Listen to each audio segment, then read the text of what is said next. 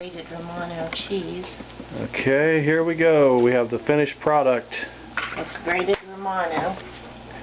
The finished product of the fried green tomatoes. And our fresh green beans, fresh out of the garden today, cooked with ham and potatoes. We did not grow the potatoes, unfortunately. We didn't grow the ham either. No.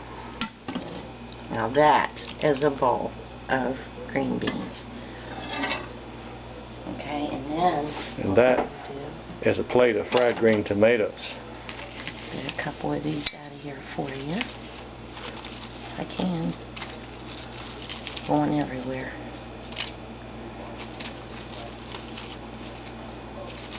And there you have it. So we're happy. And Archie's happy. And Molly's happy. Molly!